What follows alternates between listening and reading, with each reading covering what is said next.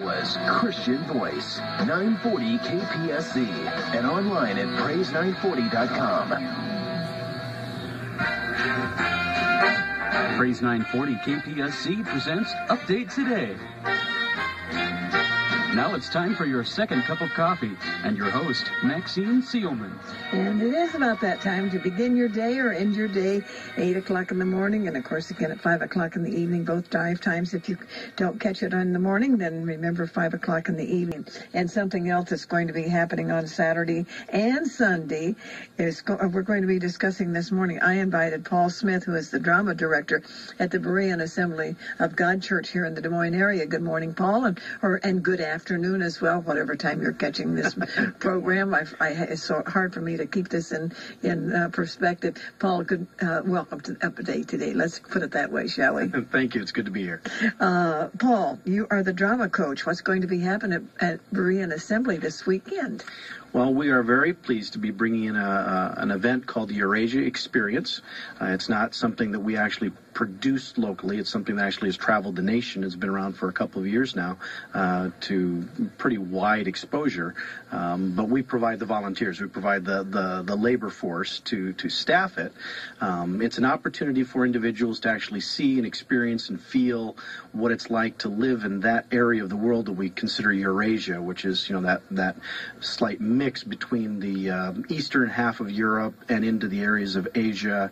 Multiple countries that are encompassed in that would include a lot of what we would consider the Middle Eastern Muslim-based countries, and some of that block of area. And so this provides an opportunity to not just learn about those things, but to actually experience them, where you literally walk through a marketplace that's a flurry of activity. You actually will sit in and hear different religious leaders, different types of religious leaders from that area of the world presenting how they would present, and just in general, you're made to feel like you really are there as much as we can, because the intent is to try to make you really experience what that means. I was going to ask you, what was the purpose when it's all through and I'm heading back home? What message did you want to leave with that observer? Well, this is part of, we're doing it as part of our annual emphasis on missions and giving to missions to help reach the lost around the world. And Eurasia is certainly an area of the world that continues to be in need of missionaries and mission support. And so, it'd be one thing if we sat down and we just showed a film or a video or had a speaker talk about those things. It takes it to a whole different level when you can let people really fully experience what it's like to be there. The old cliche that, you have to walk a mile in someone's shoes.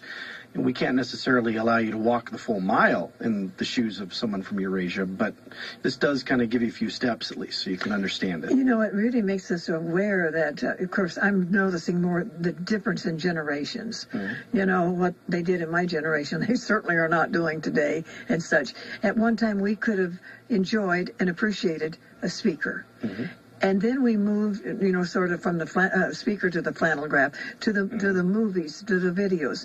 But now, because of everything is so visual, and we are such participants in actively being a part of it, this is almost a new concept, which is really great, because you walk away with more than you're going to think you're going to walk away with. Yeah, I hope that certainly is the case for anybody who attends. Sounds like a lot of volunteers are needed for this. It's about 75 people that are involved in what you would consider the production part of it, but then there's an army of volunteers behind the scenes too to make everything happen. So it's quite an undertaking. Well, now it's Berean Assembly of God Church. Mm-hmm. Now the location, the times of the event. Berean Assembly is out in Pleasant Hill. It's accessible easily off the Highway 5 bypass. For those in the area, it's right across from where Whitewater University used to be. And I believe the address is 5200 East University. I hope that's right. And by the way, for those of you that just moved into the area, Whitewater University is not a college of education. It was a former water slide. Yes. The big water slide. It just go right out. It's on University. You can't miss it. What time? On Saturday night, it will be at 6 p.m.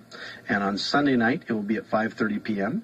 And so for those who will come to town for the other event you were just speaking about, they can go to that Saturday night, hang around, and come out and see us on Sunday night. Well, a phone number, a website for the church as far as well, I think I have the phone number. I think maybe it is, maybe I better not give that out. It might not be the church I believe the number. web address is www.bereanag.org. All right. That's You right. can I don't look have it in up front in of the me. telephone directory, folks. So on this one, we should have looked that up before just to confirm the one that I have is correct. Paul, let's give a little background on yourself. You are the drama coach. How were you allowed that honor? Well, I don't suppose anybody else wanted it. No. That's usually the way it works in church. I've worked with drama for a number of years, well, either on stage as an actor, a participant, or I really have a passion for being involved on the directing side, and I've written some things that we've done, or in some cases taken productions and rewritten them to give them a more dramatic feel for what we wanted it to be, and it's just something I enjoy doing. There are so many in the church that have gifts, and yet there's so few opportunities many times for them to use those gifts. And drama and art and music are all areas that you get people involved that normally won't participate in something else. Absolutely, and I'm very pleased that one of the reasons that we really like Berean is that it's got a tremendous, what I would consider, worship arts area. We have a fantastic worship leader, music pastor, that does some amazing things with music. It's just phenomenal. Obviously, we're doing stuff with drama. We're doing things in other arts areas. We have a very active youth area with an arts program that our denomination does. State and national levels. There's a lot of opportunities there, and that's one thing about Berean that really excites me. Well, Berean has been an exciting church for years, really standing on the gospel. You're a pastor. Pastor Gary Pilcher. How long has he been there? I don't know how He's been there for a couple of years now. He was in Ames for a good 20-some years before that. And he's done a really phenomenal job in both places. I've had opportunity to know him in both of them, and he is as strong and articulate of a minister as you will ever find. He is a man who just commands a certain degree of respect, whether he's in the pulpit or not, and not because he expects it, but just because he has the kind of personality and the kind of character that's just who he is. You spot it when he walks in the room. What time are your services? We have services on Sunday. We have 2 morning services, 8 a.m. and 10:30 a.m. Then we have an evening Sunday service at 5:30 p.m. And then we also have Wednesday evening services and activities. We don't have like a formal Bible study service, but there's Bible study groups and other activities that take place on Wednesday night at 7 o'clock. God bless you for having a Sunday evening service. It's so hard to find a church with the doors open on Sunday evening. God bless you. As a congregation, it's our responsibility to pray for our pastors and their families. Absolutely. We think we're being attacked. If a man stands in the pulpit and preaches the word, they're really under attack. And God bless those pastors that have not varied from preaching the word. And Berean Assembly has always been known for a Bible teaching church. Yes. Well, and one of the things that a pastor, any pastor, has is that struggle that they have to deal with of, sometimes it'd be a lot easier on them if they would just, soften their stance or water down what they're preaching or just kind of be everything to everybody kind of approach. But it takes a real man of God to understand their vision for what God wants for the church that they're leading, not even just for themselves as an individual, but for the church and the congregation, and for that man to be able to step up and lead in what they know God is directing. And I've always been very impressed that Pastor Pilcher is one of those individuals without question. Well, I was speaking with a pastor from out of the area at one time. In fact, we were staying with him, and so you sort of let the guard down, and we could, visit more intimately in their own homes. And he said, I promised the Lord I would never leave the pulpit without giving an invitation, because maybe that one person is there that the Lord has sent to me, and it's my error if I don't give him the opportunity to join the family. Absolutely. And I thought, I hope he never varies from that commitment. Give us a little background on yourself, Paul. By the way, Paul Smith is the drama director for Eurasia, otherwise Europe and Asia, experience or an event that's coming up this weekend. Well, I suppose technically I should should say I'm not the director of the event. I'm just the crawler of the volunteers. The Eurasia Experience, as I said, it's from out of town, and they actually will have some folks, I believe, arriving in town today that will then help coordinate it for us. We're blessed to have this opportunity. Oh, yeah. This is the only time this has ever appeared in Iowa, and it may be the only time. It's I think the closest it's ever been maybe is Chicago, but predominantly this stays in really large urban areas because it is a big thing. It is a big undertaking, and so a lot of churches simply wouldn't be able to do this on their own, and which is actually part of the reason why we have extended and are extending invitations to other churches throughout the state, saying, if you want your people to experience this, bring your vans of folks on down one of these nights and take part in it. It's a mini mission trip, isn't it? Oh yeah, it really could be considered that. Yeah, without ever leaving the state, you can have a chance to see that part of the world. Because until you go out on a mission trip, you don't really get the flavor and the tempo of the people's hearts in those areas. Yep. And you're allowing us to have this mission trip. Well, like I said, we're doing this as part of our annual missions event, but you don't have to be part of Berean. You don't have to be looking to, no one's going to be asking for any money. There's not going to be any mission pledges. There's not going to be anything like that going on at this event. This purely is an event where you show up because you're curious, you're interested, you want to see what that part of the world is like, and you have a chance to experience that, to walk through that. So you don't need a ticket, and there is no price of admission to get in. No price of admission, and you're not going to be asked to fill out a visitor card or give anything in an offering or nothing. What an opportunity. You just show up and attend. Where did this originate? Well, my understanding of the history of this is that it actually started as an event that was done in conjunction with one of our national level times where all of our ministers for a denomination get together. They call it a general council, and that it was offered as a part of that, and it was so incredibly well received that many of those ministers said, I'd like to have you come do this at my church. And so then the organizers of the event had to look at, okay, what would it take logistically for us to be able to take this on the road and travel with this type of experiential event? And they worked it out to the point that we're able to now have them come. Well, Paul, the thing that I probably would take away with me, if nothing else, is I will pray for these people. Mm-hmm. I had no idea these were the conditions that people were having to endure. I will put them on my prayer list. And that in itself, if everyone would make that commitment when they live, it just frees God's hands to do all kinds of work, doesn't it? Absolutely. And as I said, we want people to really kind of get a feel for that experience of what it's like to be in that part of the world. It's easy for us to be calloused. It's easy for us to dismiss the needs, the plight of others around the world. But when you actually see it firsthand, if you talk to somebody that's traveled around the world, that's gone to some of these other countries, and they come back, one of the first things that they will tell you is, I couldn't believe what I saw. Because, if you see it on TV or you read about it in the newspaper or you see it on the internet, that's one thing. But when you actually experience it, that makes it so much more real to you. And now you understand there is this need. And again, we can't take everybody over to Eurasia, but we can give them a taste of it here in this experience. And when you have that opportunity to travel out of the country, there's no way you can describe it to those back home that have not had that experience. How young a child should be there?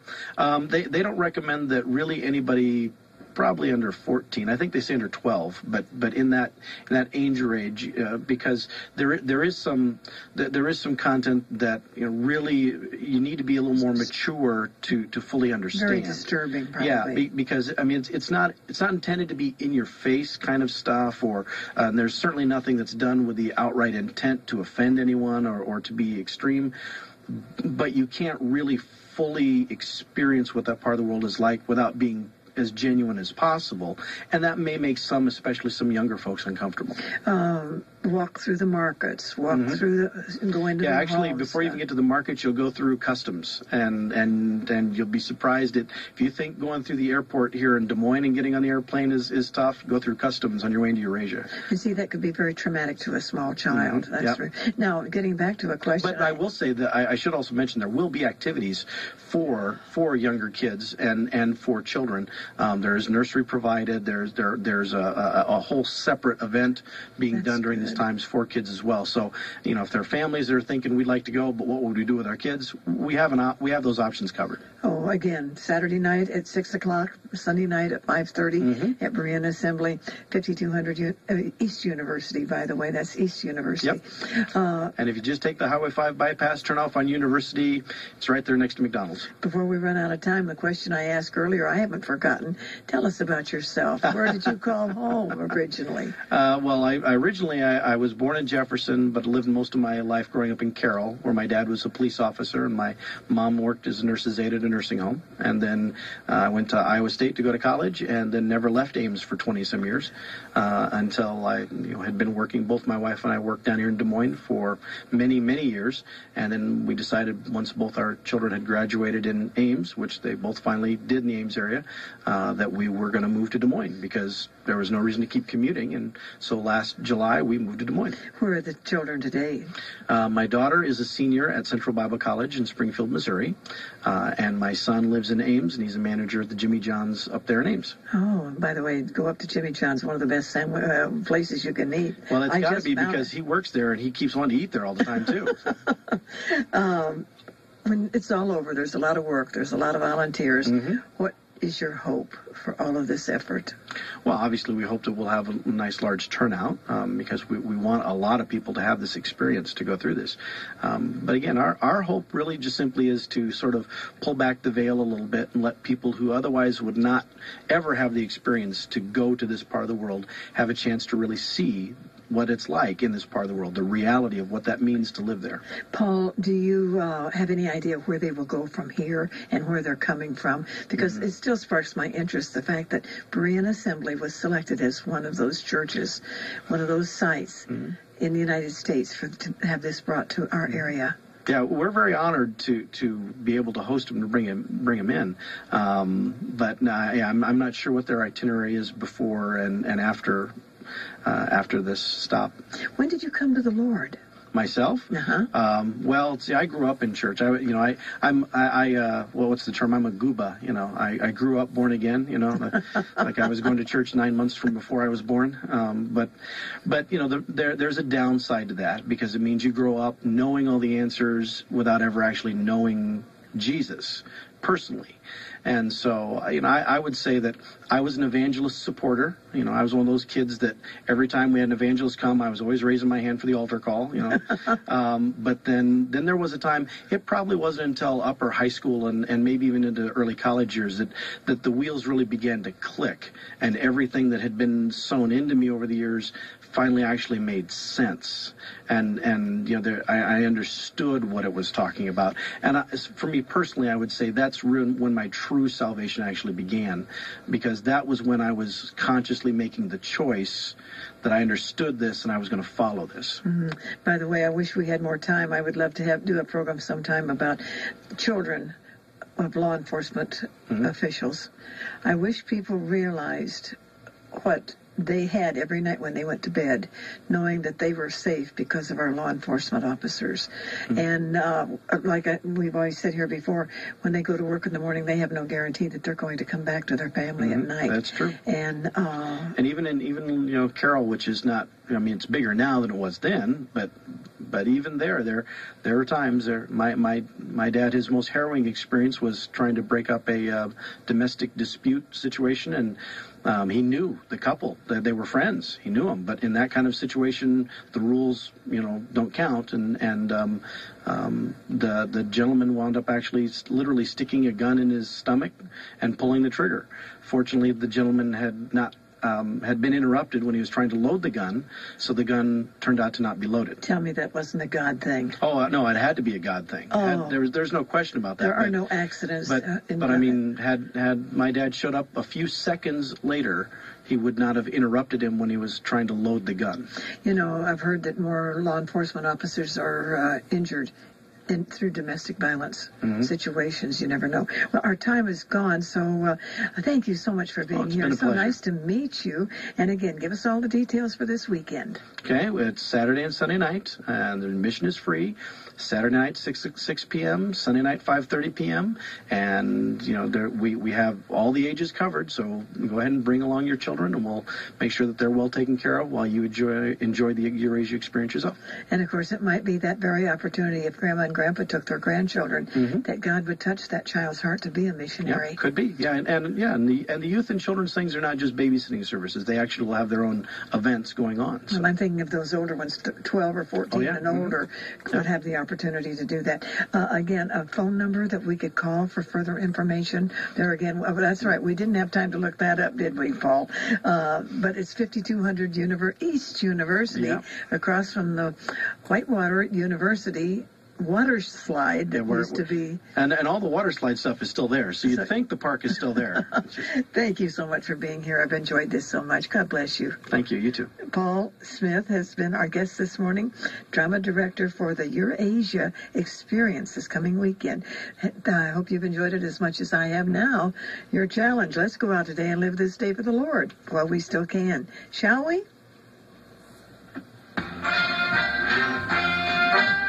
You've been listening to Update Today on Praise 940 KPSZ. Join us every weekday morning at 8 with an encore presentation at 5 p.m. right here on Praise 940 KPSZ.